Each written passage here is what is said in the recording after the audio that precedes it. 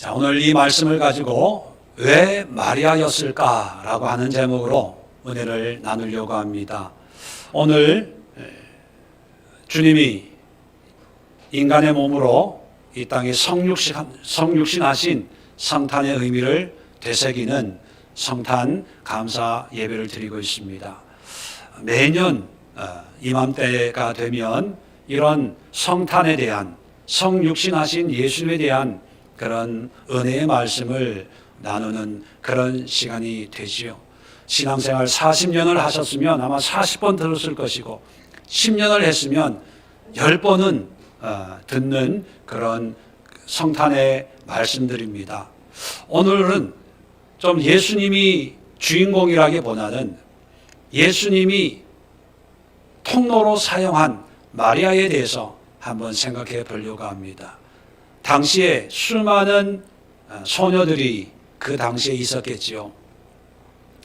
결혼을 앞둔 그런 아가씨들도 있었을 것이고, 소위 말하는 믿음 좋은, 신앙 좋은 그런 청년들도 아마 많이 있었을 것입니다. 그런데 왜 하필 마리아였을까? 왜 수많은 사람들 가운데 마리아를 택하시고 그 마리아를 통해서 예수님이 이 땅에 오시는 통로로 사용하셨을까? 여기에 대해서 함께 생각해 보려고 합니다.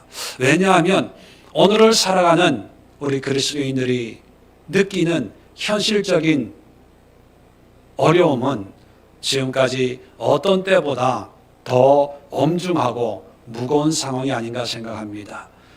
삶은 삶대로, 환경은 환경대로, 또 신앙적인 것은 신앙적인 거대로 참 이 코로나19라고 하는 것이 오랫동안 올 1월 말부터 코로나가 시작이 되면서 근 1년 동안 길어지는 이런 상황 속에 우리의 신앙의 패턴이 무너지고 또 세상의 여러 가지 어수선한 이런 일들을 경험하면서 아마 저마다 컬컬하고 답답하고 왠지 불안하고 왠지 허전하고 아마 여러 가지 복잡한 심경을 가지고 있을 것입니다. 그러다 보니까 어떤 때보다 더 하나님의 은혜로 회복하기를 사모하고 갈급해하는 그런 마음 또한 어느 때보다 더 많아지리라 생각이 됩니다.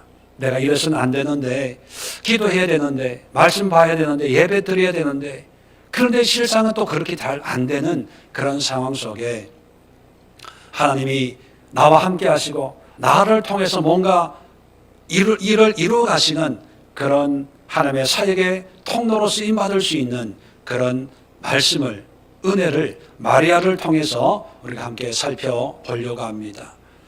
이 마리아는 천주교에서는 아주 신성시하는 그런 존재지요.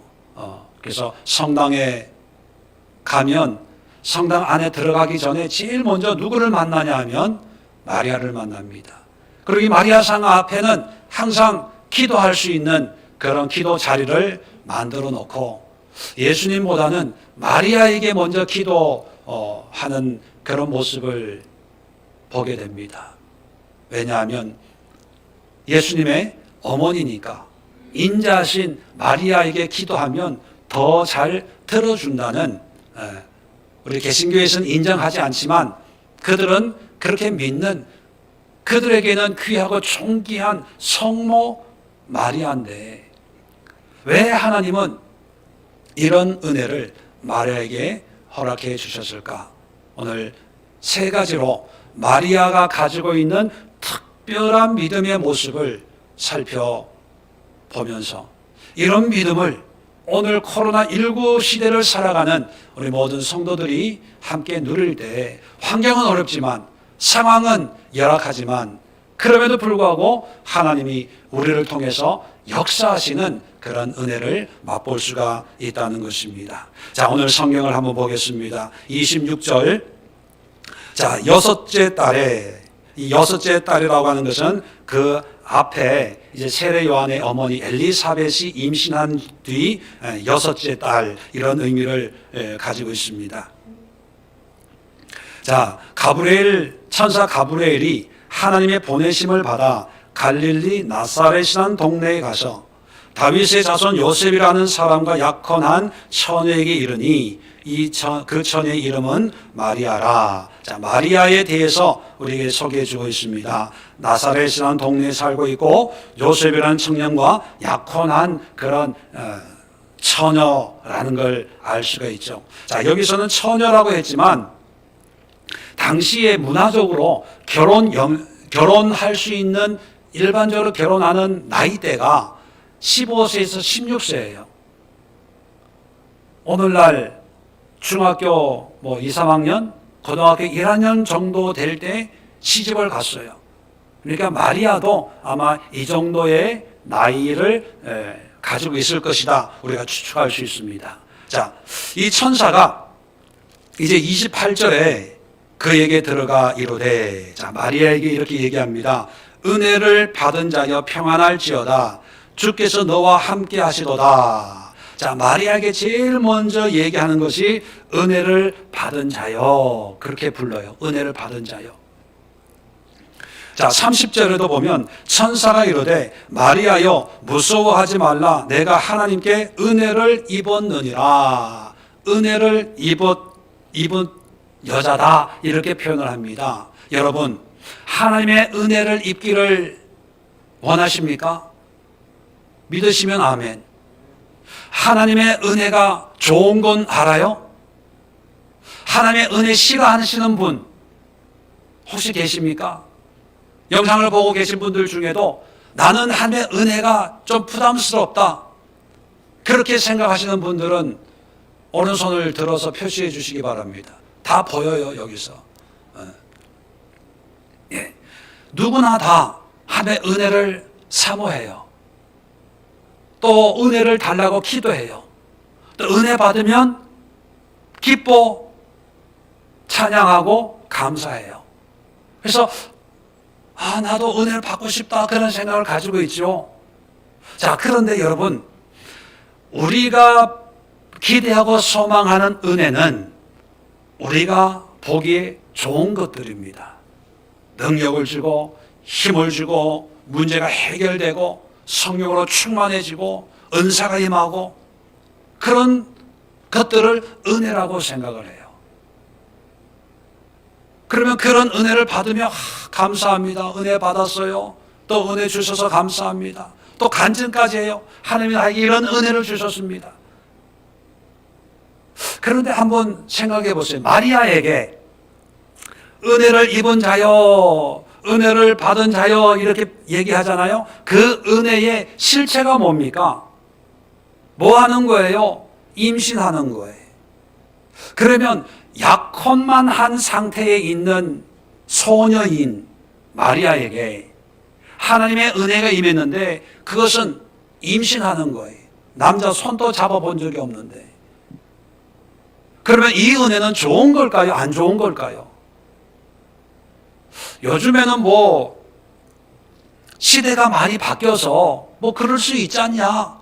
어떤 사고나 어떤 상황에서 결혼 안 하고 임신할 수 있지 않냐라고 하는 그런 시대적인 그런 상황이니까 다른 얘기일 수 있지만 2000년 전에 유대 땅에서 결혼하지도 않는 처녀가 임신을 했다. 이 사건은요, 죽음입니다. 율법적으로도 그렇고 문화와 풍습적으로도 그렇고 돌을 던져서 죽여도 되는 간음죄니까 그런 상황이에요. 혼사길도 막히는 거예요. 가문의 수치라고 여겨지는 거예요. 돌 맞아서 죽을 수도 있는 그런 일을 하면서 은혜를 입은 자여, 은혜를 받은 자여 이러고 있다는 거예요. 여러분 같으면 이런 일들이 하나님의 은혜로 임하는 거다라고 하면 할렐루야 아멘 하시겠습니까? 아니면 하나님 나는 안 됩니다, 힘들어요, 어려워요, 그렇게 하지 마옵소서 이렇게 하겠어요? 우리가 바라는 은혜는 말씀드린 것처럼 좋은 것들이에요. 그래서 은혜를 사모해요. 은혜를 위해서 기도해요. 또 은혜 받았다고 표현도 하고 감사도 해요. 근데 여러분, 은혜란 무엇입니까? 은혜의 정의를 말씀드리면, 은혜란 자격이 없는 자에게 베푸시는 하나님의 호의나 선물을 은혜다, 이렇게 표현을 해요. 하나님의 선물이라는 거예요. 그런데 하나님의 선물이 항상 우리가 보기에 좋은 걸까요? 아니면 우리가 보기에 안 좋은 것도 하나님이 주시던 선물일 수 있을까요? 자, 마리아의 입장에서는 은혜가 보기 좋은 거예요? 안 좋은 거예요? 안 좋은 거예요. 목숨과 바꿀 수 있는 거고, 어떻게 보면 불행이고, 어떻게 보면 형벌일 수 있어요. 평생 주온 글씨, 음란한 여자, 그런 주온 글씨를 가지고 평생을 살아가야 될지도 모르는 그런 일을 하나님이 천사를 보내서 은혜를 입은 자여 이런단 말이에요. 그런데 마리아는 그 은혜를 기쁨과 감사함으로 받아들였어요. 왜 하나님이 많고 많은 사람들 가운데 마리아를 택하셨을까? 그 첫 번째 이유가 하나님의 은혜를 진정한 은혜로 보고 받아들이고 순종할 수 있는 그런 믿음을 가지고 있었다는 거예요. 우리는 좋은 것만 받아들여요. 손해 나는 것은 은혜가 아니라고 생각해요. 고난 당하는 것은 은혜가 아니고 형벌이라고 생각합니다. 좋을 때는 하나님이 이런 은혜를 주셨다고 감사하고 찬양하고요. 조금 안 좋으면 불평하고 원망하고 죽겠다 그러잖아요. 근데 마리아는 하나님이 주신 거라면 내가 보기에 좋고 나쁨을 떠나서 하나님이 주신 호의, 하나님이 주신 선물로 그냥 감사함으로 받아들이는 거예요. 바울도 고린도 후서에 보면 육신의 가시를 어떤 질병을 위해서 3번 기도한 내용이 나옵니다. 3번 기도했을 때 하나님이 어떤 응답을 주셨냐면 내 은혜가, 하나님이 베푸신 은혜가 네게 족하다. 너희 약한 데서 너희 능력이 온전하여진다. 그런 말씀을 주십니다. 자, 그래서 그 전까지는 바울은 이 육신의 질병을 위해서 고쳐주세요, 치료의 은혜를 달라고 기도를 했습니다. 그런데 하나님이 내 은혜가 너한테 족하다. 무슨 뜻입니까? 너한테 필요한 거야. 너한테 딱 맞는 거야. 그런 말씀을 주셨을 때 바울은 똑같은 질병의 문제인데 어떻게 바뀌었습니까? 계속해서 고쳐달라고 기도해요? 아니면 자기의 약함을 자랑해요? 자랑하잖아요. 언뜻 보기에는 불편한 거예요. 사역하면서 질병이 있으면 얼마나 불편합니까? 사역자가 질병을 고치면 얼마나 더 많은 일을 할 수 있겠습니까? 그런데 하나님의 은혜가 그거라는 거예요. 나의 약함이라는 거예요. 질병이라는 거예요. 이것이 하나님의 은혜라면 그 은혜를 받아들이고 기뻐하고 감사하고 오히려 사람들에게 자랑하는 거예요. 그래서 하나님의 은혜가 은혜인 줄을 깨달았을 때 바울의 삶이 달라지는 거죠. 마리아도 마찬가지입니다. 얼마 전에 몇 달 됐습니다. 어떤 집사님을 만나서 상담을 한 적이 있어요. 저희 교회 다니는 분은 아닌데 어떤 분이 소개를 해가지고 저를 우연하게 만나게 됐습니다. 그 집사님이 기도 부탁을 하나 하고 싶다고 그래서 하시라고, 그게 뭐냐고 그랬더니만 자기 아들이 군대를 간답니다. 근데 일반 군으로는 가기 싫고 꼭 의무 경찰이 되고 싶다고, 그래서 무슨 시험이나 면접 이런 게 있나 봐요. 경찰이 되려면. 그런데 5번을 떨어졌대요. 5번을 떨어졌는데도 그래도 의무 경찰로 군복무를 하고 싶다 그래서 며칠 뒤에 제주도 경찰청에서 시험을 보는 그 시험이 있어서 제주도 가서 시험을 본다는 거예요. 이번엔 꼭 좀 되게 해달라고 기도 부탁을 해요. 그래서 제가 알겠습니다.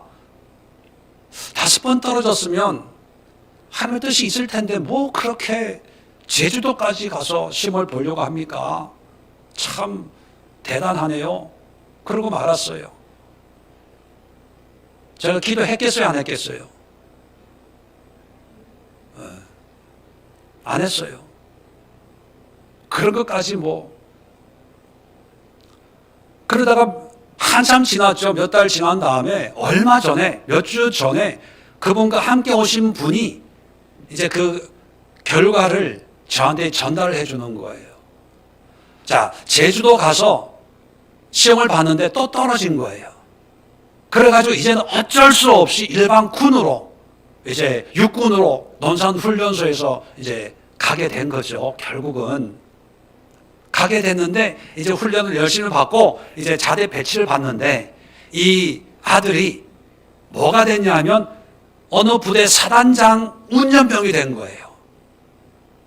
운전병이 됐다고 너무 감사하다고. 그래서 그분이 그 얘기를 듣고 너무 감사해서 하나님 감사합니다 라고 했는데 성령의 감동이 왔대. 무슨 감동이 왔냐고 하니까 하나님 베푸신 은혜 너무 고마워가지고 200만 원 교회에다가 헌금하라는 감동을 받고 헌금을 했다는 거예요. 그래서 내가 더 화가 났어. 그 헌금 우리 교회에다가 하지. 그런데 내가 정말 탄식을 한 이유가 뭐냐면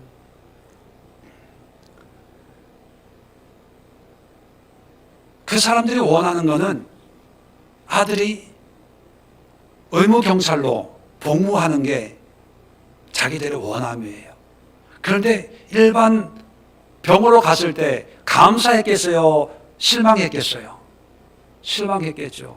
하나님 내 기도 좀 들어주시지. 우리 아들이 저렇게 가고 싶다는데 좀 보내주시지. 아마 그랬을 거예요. 그런데 사단장 운전병이 됐다 그러니까 그게 어떻게 바뀌어요? 감사로 바뀌어요. 아, 하나님이 또 이렇게 우리를 위로하시는구나, 응답하시는구나. 그래서 감사한금 했대요. 여러분, 이건 믿음도 아니에요. 하나님의 은혜라고 하는 그 모습이 내가 보기 좋은 것만 은혜라고 여기고 감사하고, 내가 보기에 부담스럽고 싫은 거는 은혜가 아니고 시침이 뚝 떼고 원망하고 불평하고, 그게 무슨 믿음입니까? 은혜란 것은 우리가 은혜를 받는 수용자 입장에서 보고 판단하는 것이 아니라 이 은혜를 주시는 하나님을 생각하고 하는 관점에서 우리가 감사하고 찬양하는 거예요.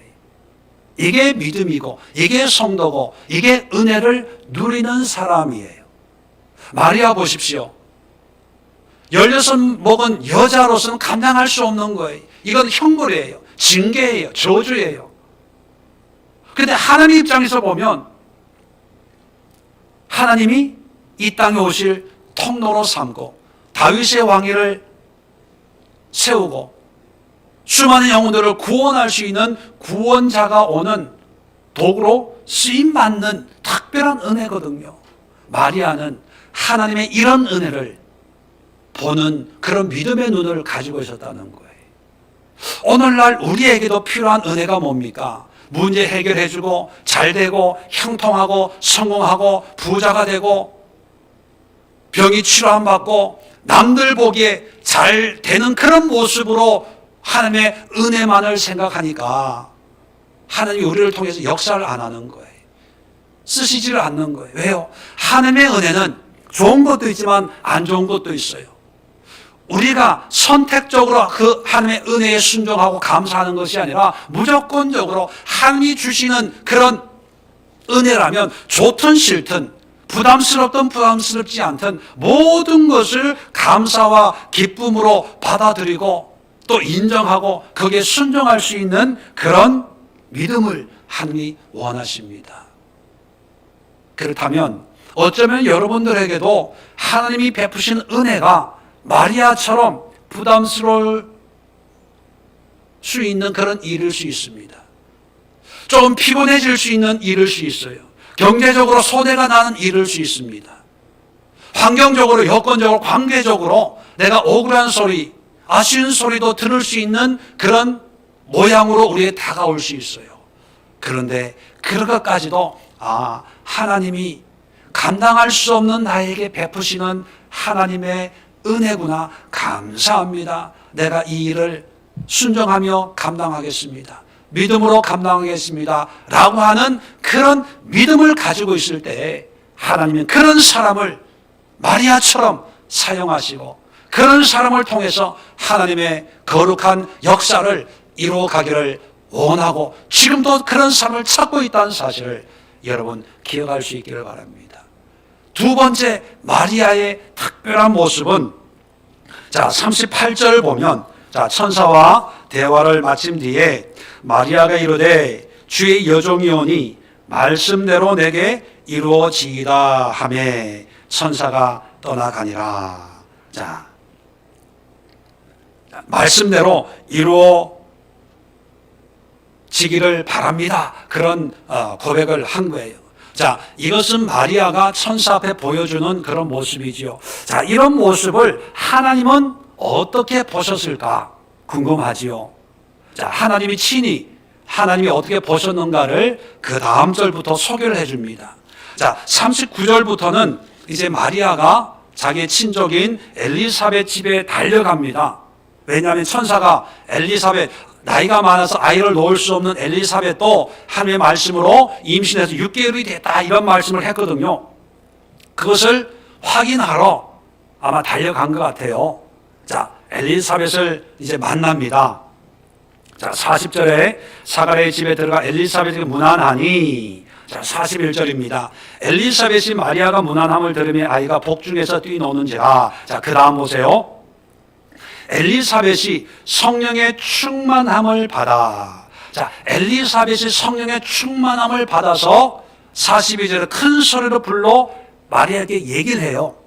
그러면 성령의 충만함을 받아서 얘기한다는 것은 엘리사벳의 말이라는 거예요? 아니면 하나님의 말씀이라는 거예요?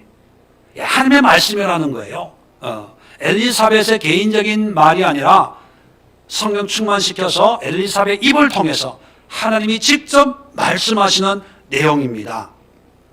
그 내용이 뭐냐면 42절에 여자 중에 내가 복이 있으며 내 태중에 아이도 복이 있다. 그렇게 얘기하는 거죠. 42절 보세요. 주께서 하신 말씀이 반드시 이루어지리라. 이게 뭐냐면 38절의 말씀이에요. 38절은 마리아가 천사에게 말씀대로 내게 이루어지이다 이 말을 하나님이 들으시고 그거를 45절에 얘기하는 거예요. 주께서 하신 말씀 반드시 이루어지리라고 믿은 그 여자에게 복이 있도다. 하나님은 마리아가 천사가 전해주는 하나님의 말씀을 그대로 믿었다는 거예요. 여기서 중요한 것은 믿은 그 여자, 이 문법적으로 보면 믿는다는 헬라어 말이 피스투오예요. 피스투오. 페이스라는 영어 단어가 나온 파생된 피스투오인데 원어를 찾아보면 피스투사사라는 단어예요. 원어에는 피스투오가 동사 원형인데 이 동사 원형에다가 사사라는 전미사가 붙어요. 근데 헬라 문법에서 사사라는 전미사가 붙는 거는요 분사형입니다. 분사형.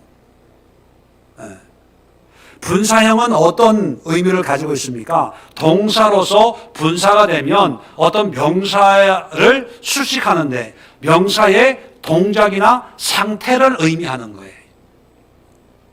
펄펄 끓는 물, 이런 문장이 있으면 물은 물인데 그 물이 어떤 물이냐를 설명해 주기 위해서 펄펄 끓는 이런 형용사적인 의미를 담아서 그 명사를 수식해 주잖아요.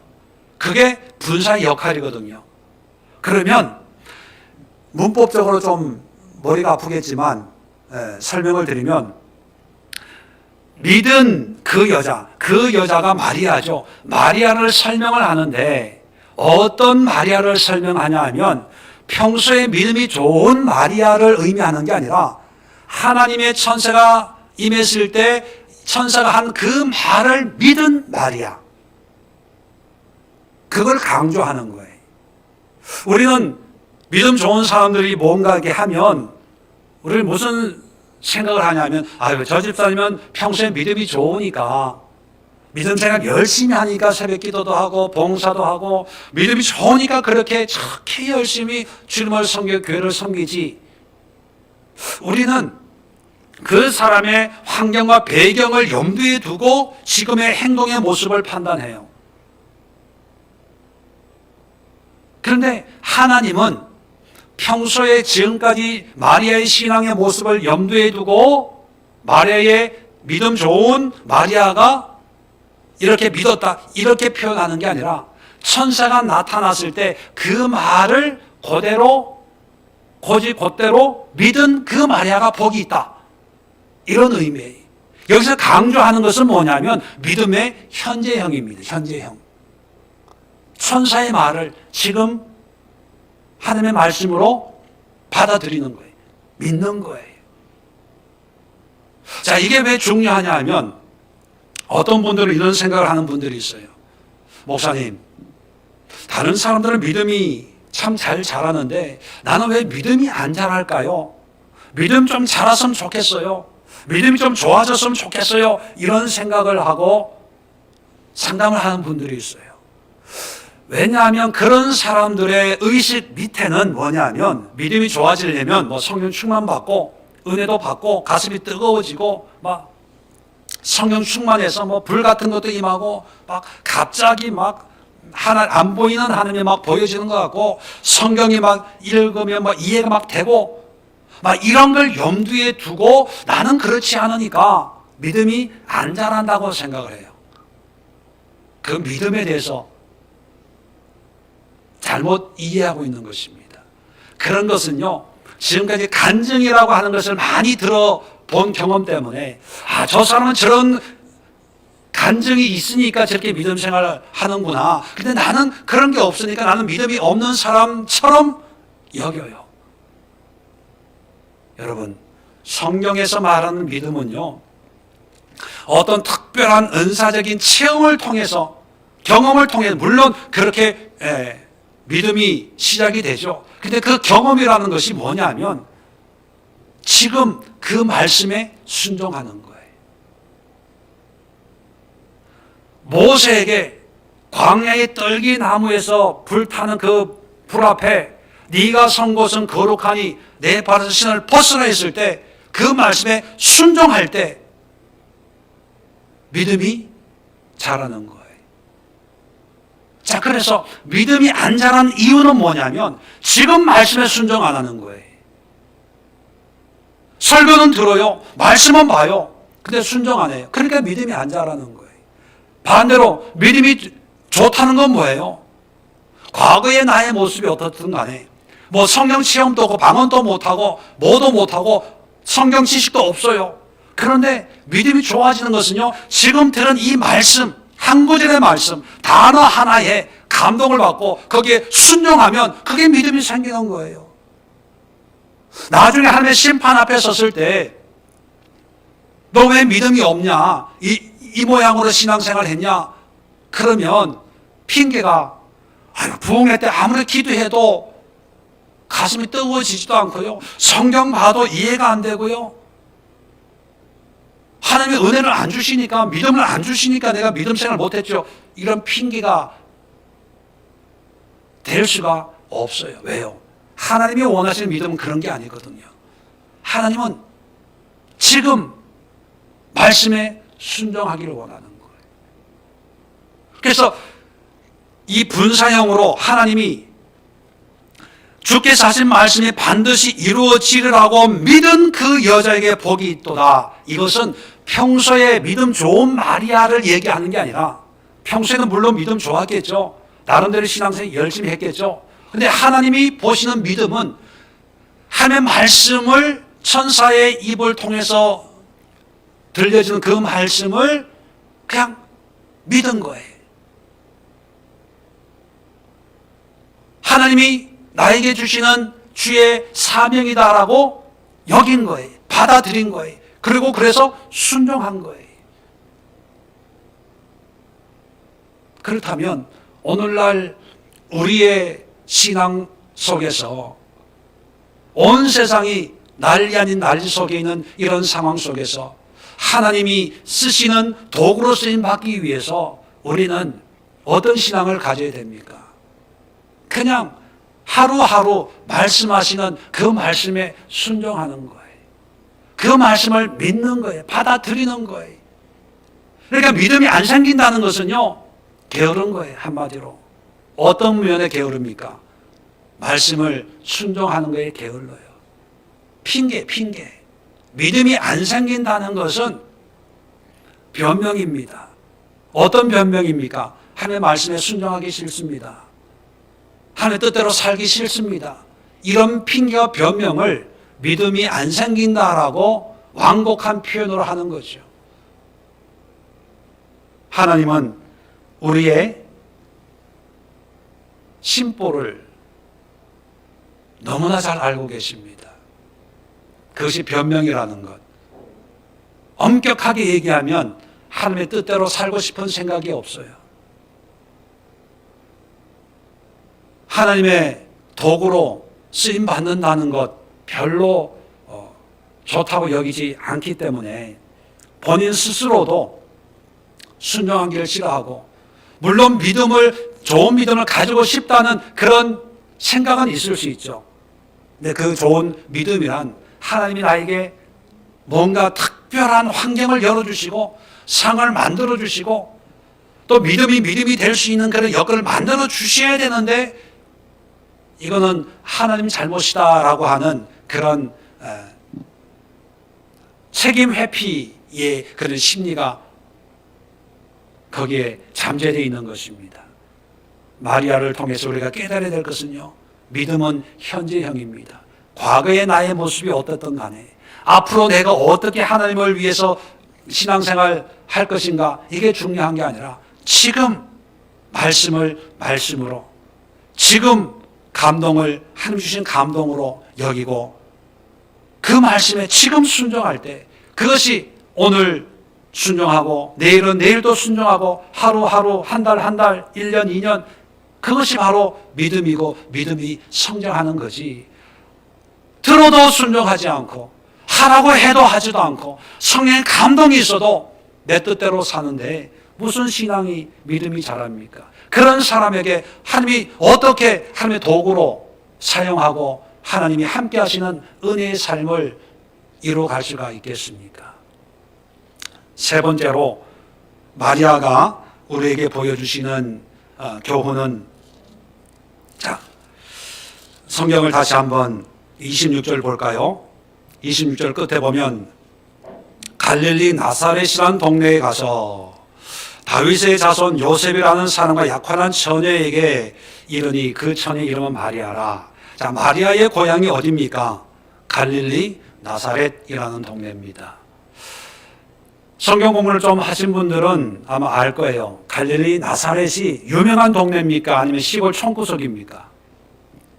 네, 시골 촌구석이에요. 나다나엘이 그러죠. 나사렛에 무슨 선한 것이 날 수 있겠냐. 그 얘기는 뭐냐면 그 깡촌에 인물이 날래도 날 수가 없다, 그런 의미를 담고 있습니다. 아주 촌뜨기 시골. 그래서 예수님을 향해서 사람들이 부를 때 뭐라고 부릅니까? 나사렛 예수, 촌놈 예수, 그런 의미와 똑같은 거예요. 별 볼 일 없는 그런 동네라는 거예요. 자, 그 다음에 28절에 보면 천사가 가브리엘이 마리아에게 이렇게 얘기하죠. 은혜를 받은 자의 평안할지어다. 주께서 너와 함께 하시도다. 자, 은혜 받은 자여, 주님이 함께 하신다 그러면 우리는 감사합니다, 아멘, 그렇게 표현하는 게 일반적이잖아요. 자, 그런데 29절 보세요. 처녀가 그 말을 듣고 놀라 이런 인사가 어찌함인가 생각하며, 이런 인사가 어찌함인가. 아니, 놀라는 거는, 천사가 나타나니까 놀라는 거는 당연해요. 그런데 천사에게 놀라는 것이 아니라 천사가 인사하는 거에 놀라는 거예요. 좀 이상하지 않아요? 천사의 그 후광이나 이런 걸 보고 천사의 임재를 보고 뭐 놀라는 거는 인정을 해요. 근데 오히려 천사를 보고 놀라는 것보다는 천사가 인사하는 거, 어떻게 인사했나요? 은혜 받은 자여 하나님이 너와 함께 하신다. 왜 놀랐을까요? 이유가 있습니다. 요즘 상황하고도 좀 다르지만 고대 이스라엘에서 여자의 존재는 정말 이렇게 남자와 비교할 때 참 하찮은 존재였어요. 사람 수를 정할 때도 여자는 취급을 안 했습니다. 그리고 사회적인 보장이나 어떤 권리에 있어서는 남자와는 아주 난판이었어요. 자, 그러다 보니까 하나님이 쓰시는 사람도, 하나님이 은혜 주시는 사람도 여자가 아니라 남자들이다는 그런 생각을 가지고 있습니다. 물론 성경에는 여러 드보라 같은 사사들도 있고 뭐 여자들을 통해서 하나님이 일을 하시지만 일반적으로 가지고 있는 그런 개념 속에는 여자들은 시집가서 남편 뒷바라지 잘하고 양이나 치고 애만 양육을 하면 되고, 하나님은 그 가정의 가장인 남편을 통해서 축복하시고 남자와 함께 하시는 그런 하나님이라는 그런 신앙관이 이제 저 의식 밑바닥에 배어 있는 상황이죠. 자, 그런데 그런 마리아에게도 이제 결혼을 하면 남편 뒷바라지만 잘하면 된다는 생각을 가지고 결혼 준비하고 있는데 천사가 나타나서 하나님 너와 함께 하신다 이러는 거예요. 그러니까 그 인사하는 게, 아니 나 같은 여자에게 왜 하나님이 나타나셔서 함께 하신다고 그래?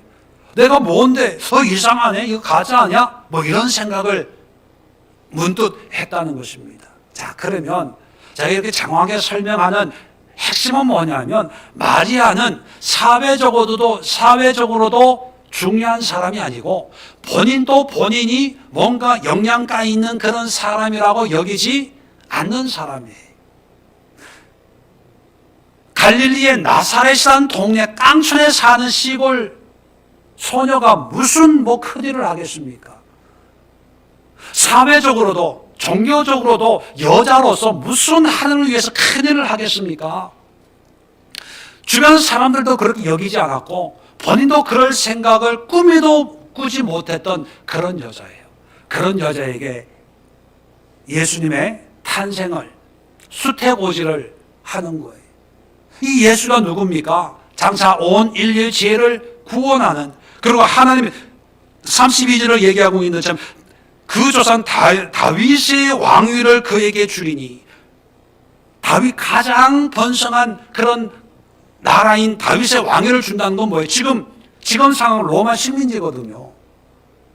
아니 깡촌 시골에 있는 마리아에게 독립을 하고 나라를 회복하고 이런 비전이 있었겠어요? 결혼을 앞두는데 그 결혼 대상자가 누굽니까? 요셉이죠. 요셉의 직업이 뭐죠? 목수예요. 목수라는 것은 요즘에는 우리 집사님도 목공 돈 많이 벌고 기술직이지만 이 당시에는요 정말 하층의 평범한 가정. 양도 없고 논도 없고 밭도 없고 그저 손기술로 멍에만 만들어주고 농기구 만들어주는 그런 사람들 시집 가는데, 마리아도 비슷한 처지에 있는 그런 형편이었겠죠. 그런 사람이 무슨 다윗의 왕위가 임하고 나라가 회복이 되고 그런 꿈이라도 꿨겠습니까? 그런데 자, 46절에 마리아의 찬양이 나옵니다. 자, 46절 보세요. 마리아가 이르되 내 영혼이 주를 찬양하며 내 마음이 하나님 내 구주를 기뻐하였음은, 자, 기쁨과 감사로 찬양을 하는데, 자, 48절에 그의 여종의 비천함을 돌보셨음이라. 자기의 형편을 얘기하는 거예요. 아무것도 아닌 나를 돌봐주셨다는 거예요. 자, 51절에 그의 팔로 힘을 보이사 마음의 생각에 교만한 자들을 흩으셨고 권세 있는 자를 그 위에 내리쳤었으며 비천한 자를 높이셨고 주는 자를 좋은 것을 베풀리셨으며 부자는 빈손을 보내셨도다. 그 종 이스라엘을 도우사 긍휼히 여기시고 기억하시되, 55절 우리 조상에게 말씀하신 것과 같이 아브라함과 그 자손에게 영원히 하시리로다. 자, 하나님 앞에 감사하는 게 뭐냐 하면 하나님의 위대하심을, 하나님의 능력을 찬양하고, 이런 하나님의 능력을 아브라함과 그 자손 이스라엘 민족을 얘기하는 거죠. 영원히 이런 역사를 나를 통해서 이루어 가실 거다는 그런 것을 찬양을 해요. 다시 말하면 땅촌에 살고 있지만, 그리고 거기서 자라서 그런 곳에서 평생을 살아갈 수도 있지만, 하나님 주신 은혜를 누리고 그 은혜를 통해서 자기의 믿음의 그릇을 크게 준비하는 거예요. 내 그릇에 맞는 은혜로 만족하는 것이 아니라 하나님의 쓰심에 합당한 그릇으로 내 믿음을 크게 열어드리는 거예요. 이게 비전이고, 이게 헌신이고, 이게 믿음이에요. 자, 우리의 모습으로 적용을 해보면, 자, 우리는 유교적인 문화가 있어서 뭔가 이렇게 사양하는 것을 겸손이라고 생각을 합니다. 그런데 이런 겸손을 불신앙, 불순종을 포장하는 그런 용도로 쓸 때가 많이 있어요. 예를 들면 이런 거예요. 교회에서 또 하나님의 감동이 뭔가 이렇게 집사님 이런 걸 좀 했으면 좋겠습니다 라고 하면, 아유 목사님 아직 자격이 없어요, 아직 믿음이 없어요, 안 돼요, 나보다는 다른 아무개 집사님을 시키세요, 뭐 보통 이렇게 반응을 하죠. 자, 물론 자기가 준비가 안 돼서 그럴 수도 있고 할 마음이 없어서 그럴 수도 있지만, 하여튼 그런 것을 나는 믿음이 없어요 이렇게 표현하기보다는 완곡한 표현으로 겸손으로 사양하는 듯 그렇게 얘기합니다. 왜냐하면 본인도 알아요, 내가 믿음이 없다는 것. 만약에 마리아가 우리와 똑같은 생각을 가지고 있다면 갈릴리, 나사렛 배운 것도 없고 가진 것도 없고 경험한 것도 없어요. 친정이 그렇게 부자도 아니에요. 그리고 자기가 똑똑한 것도 아니고, 그러니까 평범한 목수에게 시집갈 정도니까, 자, 이런 상태에서 하나님이 수태고지를 해요. 네 몸에서 다윗의 왕위를 계승할 그리스도가 날 거다. 그러면 우리식으로는 어떻게 표현합니까? 아이고 하나님, 나는 믿음이 없어요, 자신이 없어요, 형편이 안 돼요, 아유 나는 속으로 좀 좋을지도 모르지만 아유 나는 아직 준비가 안 돼 있어요, 이렇게 반응을 보였을 거예요. 내가 뭐 굳이 내가 안 해도 다른 사람이 하겠죠. 뭐 꼭 내가 해야 되는 건 아니잖아요. 내가 노 하면 또 하나님이 다른 사람 또 통해서 하시겠죠. 뭐 보통 그럴 수 있는데 마리아는 그게 아니에요. 시골에 살아도요, 가진 게 없어도요, 누리는 게 없어도요, 하나님이 하시겠다니까 거기에 맡겨드리는 거예요. 나를 통해서 다윗의 왕위를 견고하게 세운다. 물론 마리아는 앞으로 어떻게 펼쳐질지 아직 모르는 상태예요. 지금 로마 식민지 가운데 있는데 내가 그런 일을 할 수 있을까? 아마 생각했겠죠. 그러나 나는 능력이 없지만 나를 통해서 역사는 하나님이 하시겠다면 하나님의 뜻에 내 삶을 맡겨드립니다. 그러면서 하나님께 찬성과 감사의 고백을 하잖아요. 비천한 자를 높이시고 가난한 자를 부유하게 하시고 하나님의 영광을 모든 사람에 베푸시고 아브라함 그 자손들에게 영원토록 역사하시는 하나님 앞에 내가 쓰임 맡겠습니다. 멋있잖아요. 내 형편만 보고 나는 아직 이것도 안 되고요, 저것도 안 되고요, 시간도 없고 돈도 없고 뭐도 없고 믿음도 없고 은혜도 없고, 내가 여잔데요, 뭐 이제 결혼을 앞두고 있는데요, 뭐 이런 핑계가 없고 하나님의 뜻에 내 믿음의 그릇을 맡겨드려요. 웅대한 비전을 그대로 받아들이는 거예요. 여러분, 코로나19 속에 우리가 믿음을 가지고 살아가는 그 삶의 모습을 보면 우리의 믿음을 어떤 쪽에 사용합니까? 남편 잘 되게 해주세요, 기도하고. 자식들 잘 되게 해주세요, 건강하게 해주세요, 이런 경제적인 문제 해결되게 해주세요. 뭐 우리의 삶에 자잘한 한 것들을 가지고 씨름하며 살아가는 것이 일반적인 신앙의 모습들이에요. 그런 것을 위해서 우리가 믿음이라는 것을 이용해서 기도하고 예배드리고 신앙생활해요. 그런 것을 위해서 예수님의 십자가의 그런 사건을 적용을 시켜요. 그런 것을 위해서 하나님이신 예수님이 인간의 몸을 입고 오신 이 성탄의 의미, 성육신의 의미를 적용시켜요. 그러니까 현실에 매이는 신앙생활을 할 수밖에 없는 거죠. 근데 마리아는요, 어쩌면 우리보다 더 열악한 환경이에요. 그런데 하나님이 천사를 통해서 웅대한 비전을 선포했을 때 그것을 받아들이는데 내 수준에 맞는, 내 형편에 맞는 믿음의 그릇으로 담는 것이 아니라 하나님의 비전을 담을 수 있는 그런 그릇으로 우리의 믿음을 키워요. 주여, 갈릴리 시골 나사렛에 살고 있지만 이 세상을 구원하는 그런 사역에 쓰임받게 하옵소서. 비록 나도 비천한 삶을 살지만 가난한 자를 부유케 하는 그런 삶에 쓰임받게 하옵소서. 나도 아무것도 아니지만 권세 있는 자들을 위해서 내리치시며 비천한 자를 높이시는 그런 하나님의 도구로 쓰임받게 하옵소서. 이 세상을 위해 기도하고요, 이 시대를 위해서 헌신하고요, 장차 펼쳐질 구원의 놀라운 사역에 동참하겠다는 그런 고백을 하고 있다는 것입니다. 한마디로 얘기하면 어떤 면에서 믿음의 통이 큰 거죠. 여러분, 여러분의 기도의 제목은 어떤 모습입니까? 하나님 우리에게 믿음을 주시고 말씀을 주시고 영원한 생명을 보장해 주셨는데 그런 구원의 확신을 가지고 살아가는 우리 성도들이 날마다 주님 앞에 구하는 기도의 제목은 어떤 걸까요? 하나님의 그에게 쓰임받는 이 시대와 민족과 나라와 이 세대와 다시 오실 예수님과 구원받지 못한 수많은 영혼들을 위한 그런 헌신과 눈물의 기도가 많습니까? 아니면 여전히 내 문제, 내 삶, 하루하루 살아가는 그런 삶의 문제가 많습니까? 여러분, 그런 삶의 문제에 매여 있으면 하나님이 주시는 웅장한 비전이 천사를 통해서, 성령을 통해서 우리에게 들려줘도 우리는 거기에 반응을 못해요.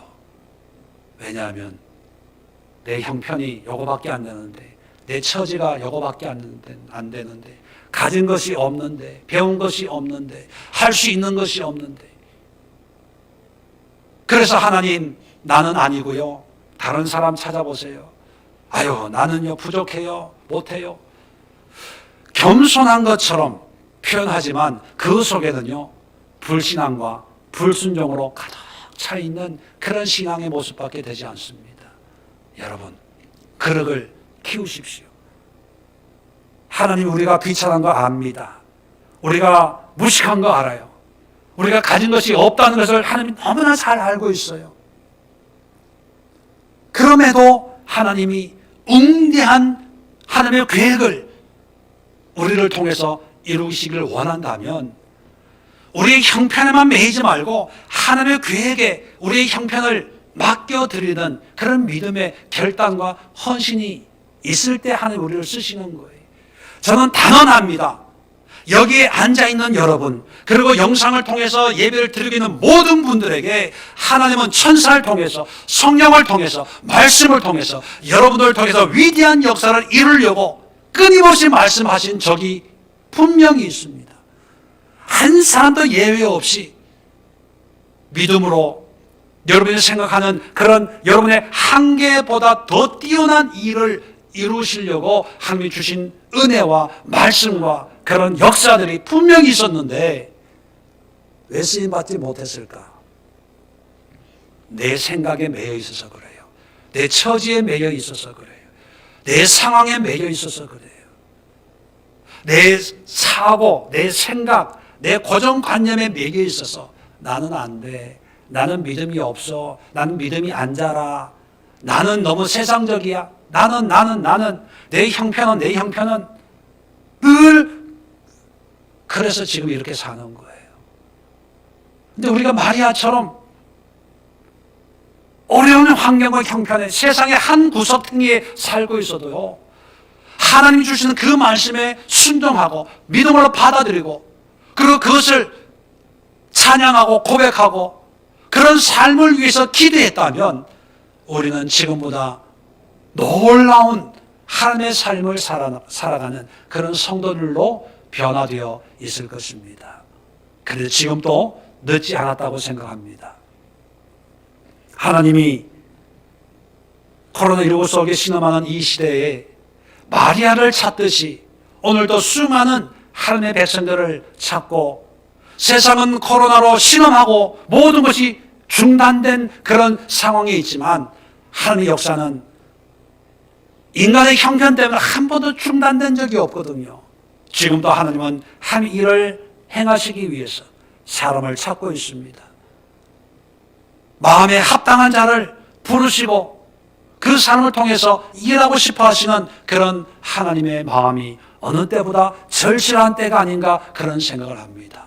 그럴 때 하나님이 우리 한 사람 한 사람을 통해서 역사하시도록 우리가 하나님의 은혜를 은혜로 받아들일 수 있는 그런 믿음을 가져봅시다. 내가 좋아하는 것, 내 형편에 맞는 것, 모양도 그럴듯하고 사람들 보기도 그럴듯한 그런 것만 바라보고 그것만 감사하고 그것만 간증하고 그것만 사람들에게 보여주려고 하지 말고, 하나님이 성경 읽다가 기도하다가 운전하다가 설거지하다가 성령의 감동이 있는 그런 감동에 이해타산 따지지 마시고 내 자존심 따지지 마시고 내 지식과 생각에 판단하지 마시고, 손해가 되더라도 부담스럽더라도 어려움이 있더라도 하나님이 주신 나의 은혜구나라고 여기고 그 은혜에 순종하고, 그리고 하나님이 주시는 그 말씀에 지금 순종하세요. 나중에 하나님이 형편되면 할게요, 좀 상황이 나아지면 할게요가 아니라 믿음은 현지형입니다. 믿은 그 여자에게 복이 있도다. 지금 믿을 때 그 모습을 보시고 하나님이 복이 있다고 여겼던 것처럼 순간 믿음으로 순종하고, 마지막으로 내 한계를 뛰어넘으십시오. 내 처지, 형편, 상황, 여건, 남들이 나를 어떻게 볼까? 그게 아니라 나를 쓰시는 하나님이 어떻게 나를 사용하실까? 거기에 관심을 가지고 비전과 꿈과 소망과 우리의 믿음의 그릇을 크게 열어서, 비록 이 세상의 한 구석탱이 김포, 장기동, 마산동 세상에 몰라줘요. 알아주지도 않아요. 그러나 구원 역사의 핵심을 이루는 그런 믿음의 용사들로 이 시대를 살아내는 우리 예수교회의 모든 성도들 될 수 있기를 주의 이름으로 축원합니다.